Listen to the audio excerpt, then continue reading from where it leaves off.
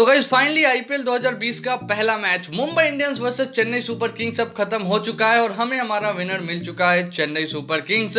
और आप कह सकते हो सीएसके ने शुरुआत कर दी है बदला लेने की। मुंबई ने पिछले साल उनको लगातार 4 मैचेस में 4 बार हराया था। इस बार सीएसके भी चाहेगी कि वो जितने भी मैचेस एमआई से खेले उन सब में एमआई को हराए। और अगर ऐसा हो जाता है तो फिर बदला हो गया आप समझ लो, और अगर ऐसा हो गया तो मतलब बदला हो गया आप समझ लो, या फिर सीएसके ट्रॉफी जीत जाए। इन दोनों में से अगर सीएसके कुछ भी कर देता है तो बदला हो गया, आप यही समझ लो। मैच स्टार्ट होने के पहले का सब ये बोल रहे थे कि यूएई का पिच है, मतलब गेंदबाजी को बहुत ज्यादा एडवांटेज मिलेगा, बल्लेबाजी करना बहुत ही ज्यादा मुश्किल होगा, बहुत ही लो स्कोर मैच होगा। लेकिन जब रोहित शर्मा क्विंटन डीकॉक बल्लेबाजी करने आए थे तो आराम से बल्लेबाजी कर रहे थे। उसके बाद सूर्य कुमार यादव, सौरभ तिवारी, इनको भी कोई प्रॉब्लम नहीं हुआ। हार्दिक पांड्या ने भी आते आते स्पिन को 2 लगातार छक्के लगा दिए।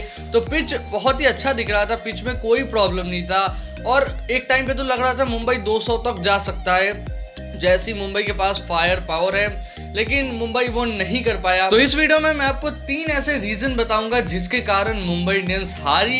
एंड अगर मुंबई इंडियंस इस गलती को रिपीट करती है देन आगे के मैचेस में भी उनको हार मिल सकती है। तो ये वीडियो होने वाला है बहुत ही ज्यादा इंटरेस्टिंग। तो आप क्या कीजिए, बस शुरू से लेके अंत तक इस वीडियो को देखते रहिए।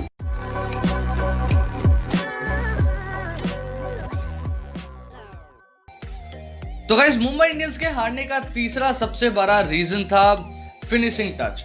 देखो, जैसे मैंने आपको बताया, रोहित शर्मा और क्विंटन डीकॉक जब बल्लेबाजी कर रहे थे तो उन्होंने मतलब 10 का रन रेट लगभग चला रखा था, 5 ओवर में 50 रन के करीब। उसके बाद जब रोहित शर्मा आउट हुए देन क्विंटन डीकॉक आउट हुए, फिर सौरभ तिवारी, सूर्य कुमार यादव खेल रहे थे और उन्होंने भी बहुत अच्छा खेला।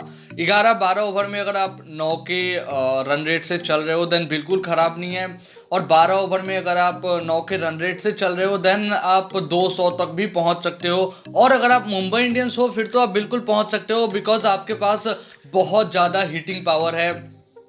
इनके बाद हार्दिक पांड्या को आना था, देन कैरन पोलार्ड को आना था, कृणाल पांड्या को आना था, और पैटिंसन को हमने देखा वो भी शॉट लगा सकते हैं अच्छे खासे। तो बहुत ज़्यादा फायर पावर था मुंबई के पास और मुझे लग रहा था कि मुंबई 200 तक जा सकता है।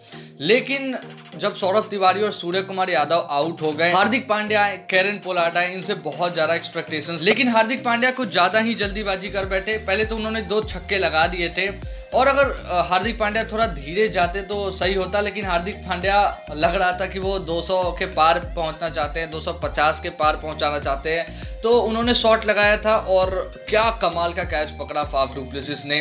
2 कैचेस कमाल के पकड़े थे डु प्लेसिस ने, अदरवाइज मेरे हिसाब से स्कोर 190 तक तो चला जाता, और हार्दिक पांड्या रहते फिर तो 210 के भी ऊपर जा सकता था।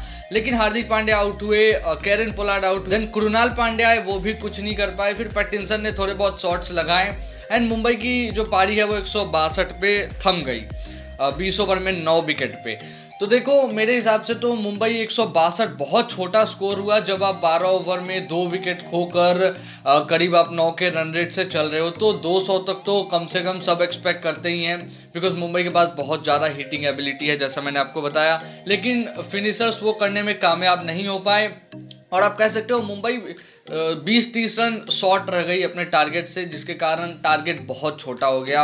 एंड जैसा मैंने आपको बताया, पिच देख के ऐसा लग नहीं रहा था कि बैट्समैन को बहुत ज़्यादा प्रॉब्लम हो रहा है, तो ये ज़्यादा बड़ा टारगेट था नहीं सीएसके के लिए। तो तीसरा सबसे बड़ा रीज़न मुझे लगता है फिनिशिंग टच। इसके बाद बात करें अगर हम दूसरे रीज़न के बारे में, तो देखो मुंबई इंडियंस की टीम ने बहुत जल्दी सीएसके के 2 विकेट ले लिए थे। 6 रन पे ही सीएसके के 2 विकेट थे, मुरली विजय और शेन वॉटसन। उसके बाद लग रहा था कि सीएसके कहीं हार ना जाए, बिकॉज मुंबई की गेंदबाजी बहुत ज़्यादा स्ट्रॉन्ग थी। हम सबको पता है उनके पास ट्रेंट बोल्ट, जेम्स पैटिंसन, उसके अलावा बुमराह थे, राहुल चहर, कृणाल पांड्या, पोलार्ड भी करा सकते हैं, हार्दिक पांड्या भी करा सकते हैं। तो गेंदबाजी बहुत ज़्यादा स्ट्रॉन्ग थी।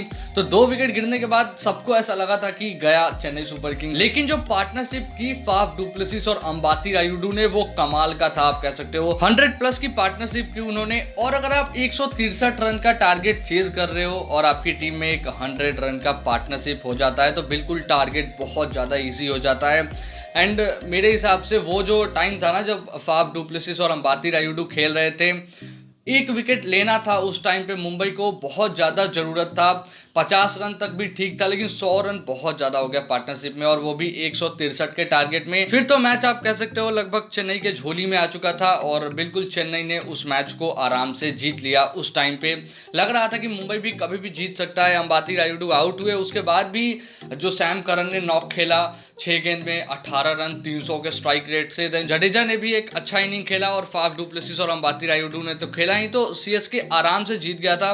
तो वो जो पार्टनरशिप था वहां पे विकेट लेना था मुंबई इंडियंस को, लेकिन वो नहीं ले पाई। तो आप कह सकते हो मुंबई इंडियंस की गेंदबाजी फेल हो गई, बिकॉज उनके पास बहुत बड़े बड़े गेंदबाज है, और वो भी तब जब उन्होंने ऑलरेडी 2 विकेट लिए थे। पूरा प्रेशर सीएसके पे था, रायुडू पे था, फाफ पे था, लेकिन जो पार्टनरशिप उन्होंने बनाई, और उस टाइम पे ना बहुत विकेट टेकर गेंदबाज है एमआई के पास, विकेट ले सकते थे लेकिन विकेट नहीं ले पाए, और वही सबसे बड़ा रीज़न है कि मुंबई इंडियंस की टीम हारी। और टोटल इतना भी छोटा नहीं था, बिकॉज मुंबई इंडियंस की टीम आरपीएस को आपको याद होगा 2017 के फाइनल में हराया था बहुत छोटे टोटल पे। देन पिछले साल सीएसके को हराया था बहुत छोटे टोटल पे, मतलब लगभग ऐसा ही कुछ टोटल था। तो ये टोटल पे भी जीत सकती थी एमआई की टीम, और आप कह सकते हो इस बार एमआई की टीम की जो गेंदबाजी है वो ज़्यादा स्ट्रांग है। अगर आप पिछले बार से भी देखो तो बोल्ट कमाल के गेंदबाज है, पैटिंसन भी कमाल के गेंदबाज है, और बुमराह तो हम सबको पता है, लेकिन गेंदबाजी से थोड़ी गलती हुई। बुमराह ने नो बॉल वगैरह भी फेंके, उसके अलावा एक्स्ट्रा भी ज़्यादा गया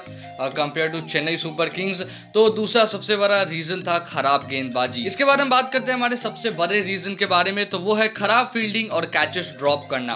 देखो बहुत सारी खराब फील्डिंग हुई मैच में, बहुत सारे कैच छूटे। एक बार तो मुझे याद है 3 प्लेयर्स दौड़ रहे थे और उनके बीच में गेंद गिर गई। उसके अलावा कृणाल पांडे ने एक बार कैच छोड़ा, राहुल चहर ने एक बार कैच छोड़ा। हाँ डिफिकल्ट था, लेकिन आपने देखा ना फाफ डू प्लेसिस ने भी लिया ना, और आप कह सकते हो अगर सीएसके जीती तो वो जो 2 कैच था फाफ का, उसमें उसका बहुत बड़ा रोल था। बिकॉज अगर हार्दिक आउट नहीं होते तो टारगेट जैसा मैंने आपको बताया 200 प्लस जाता। वो जैसे मूड में लग रहे थे, 3 गेंद में 2 छक्के लगा दिए उन्होंने, तो बिल्कुल टारगेट 200 के पार जाता। लेकिन जो कैच किया उन्होंने वो गेम चेंजिंग था।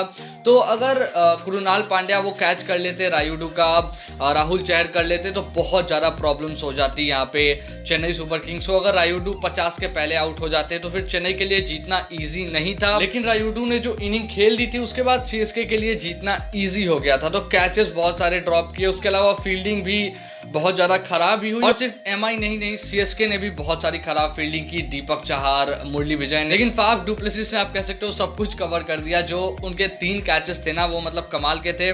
वहीं पे एमआई की टीम एक भी सही से कैच नहीं ले पाई, कह सकते हो आप, वो बहुत बड़ा रीजन था। और फील्डिंग स्ट्रांग बनाना पड़ेगा।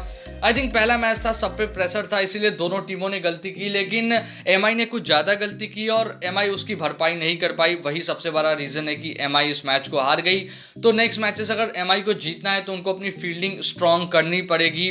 अगर राहुल चहर, कृणाल पांड्या में से कोई एक भी कैच बना लेता ना वो, तो आई थिंक मुंबई इंडियंस की टीम जीत सकती थी। बिकॉज अगर रायुडू आउट होते तो धोनी को आना था, एंड धोनी इसलिए उस टाइम नहीं आए थे बिकॉज यू नो मतलब ऐसा था कि 16 गेंदे में 30 रन मारना है। तुमको पता है अगर मैं अपने ऑलराउंडर्स को भेजूँ, हिटर्स को भेजूँ, तो वो आराम से मार देंगे। तो धोनी ने बहुत अच्छा दिमाग लगाया। लेकिन अगर टारगेट बड़ा रहता, जैसे 60 बॉल में 100 रन चाहिए था उस टाइम पे, अगर ऐसा होता तो धोनी आते, तो वहाँ पे फिर धोनी को सेटल होने में टाइम लगता और टारगेट बहुत बड़ा हो जाता। तो वो एक बहुत बड़ी चीज़ है, कैचेस ड्रॉप करना और मिसफील्ड करना। शायद अगर मिसफील्ड उतने नहीं हुए होते, कैचेस हो गए होते, तो आराम से इस मैच को मुंबई इंडियंस की टीम जीत जाती। तो गाइस ये थे वो 3 रीजन जिसके कारण मुंबई इंडियंस पहले मैच को हारी अगेंस्ट चेन्नई सुपर किंग्स। अब देखो हम सबको पता है मुंबई इंडियंस चैंपियन टीम है और बिल्कुल वापसी कर सकती है। वैसे भी एमआई पहला मैच हारती है, सो देखते हैं आगे के मैचेस में मुंबई कैसे कमबैक करती है। एंड अगर मुंबई ये गलती नहीं करती है तो बिल्कुल मुंबई इंडियंस फिर से चैंपियन बन सकती है।